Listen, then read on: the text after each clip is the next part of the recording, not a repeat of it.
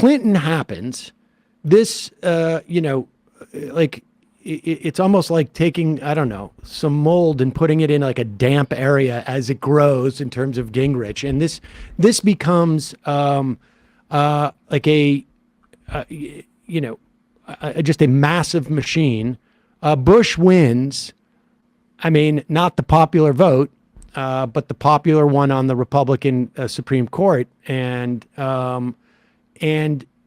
so what happens during the Bush years? Because Bush comes back in, he tries to do sort of more like Reagan compassionate conservatism, he called it. That's exactly right. And if you look back at the publications at the time of his victory, you see newspapers calling him George W. Reagan, saying that he was the son of George H.W. Bush, but he was the heir to Reagan, that he had picked up that mantle.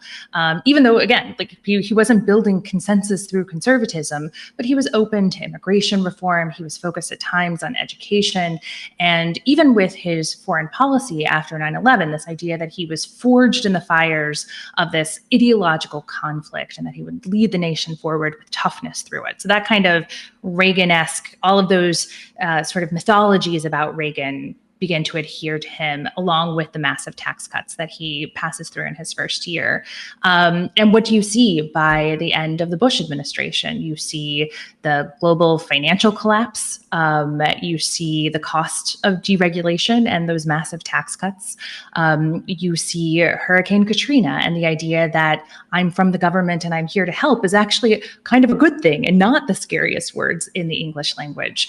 You see Iraq and Afghanistan devolving into the decades-long debacles that they were. And so this idea that he was trying out Reaganism again, and that it ended in such clear bipartisan failure, was in many ways kind of the death knell of Reaganism, and really does open the floodgates for this other kind of conservatism that somebody like Pat Buchanan had championed in the early 1990s. It's funny. There's two things that strike. Like, I would love to know the last time Grover Norquist called for Ronald Reagan to be on the head of a dime. I think it was. They were pushing this. People don't. I mean, during those aughts, you still had let's put Reagan on Mount Rushmore, and now nobody talks about Reagan at all.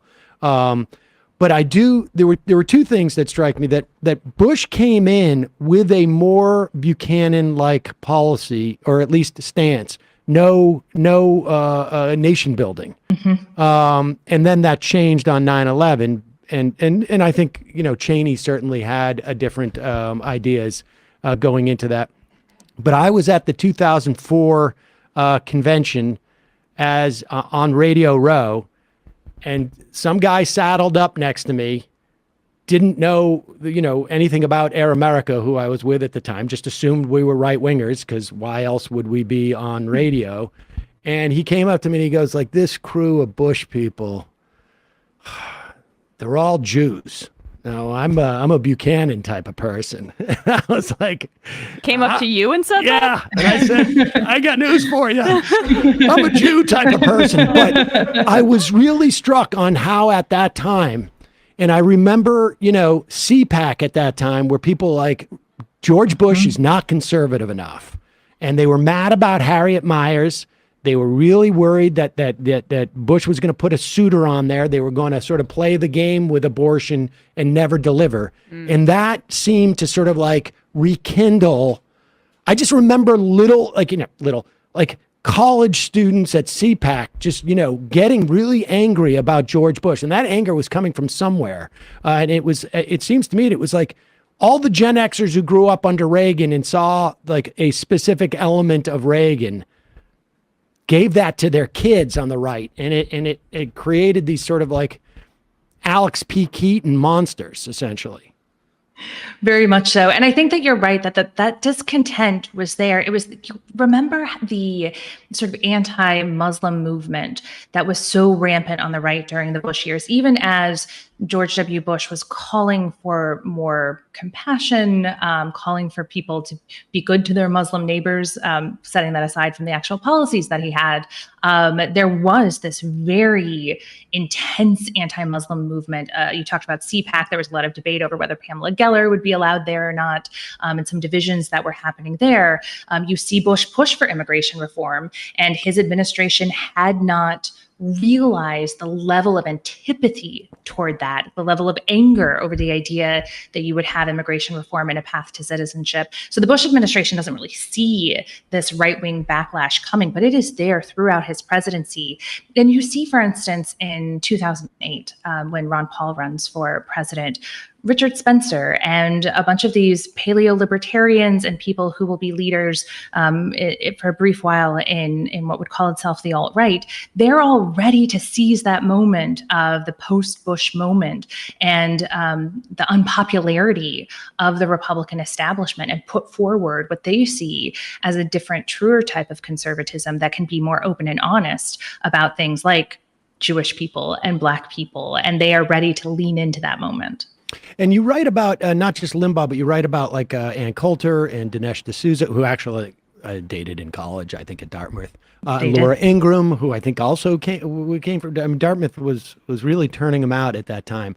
But when you talk about that the immigration reform that Bush was trying to push, because he and Karl Rove really understood that the Republican Party needed and felt that they could connect with at least a certain amount of Latinos.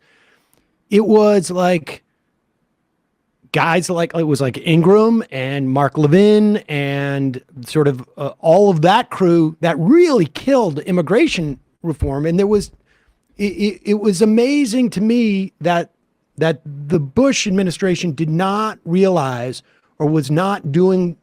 Well, what happened with that cleave? How did they not see that coming when his dad had to, Limbaugh 10 years earlier? How did they not see that coming?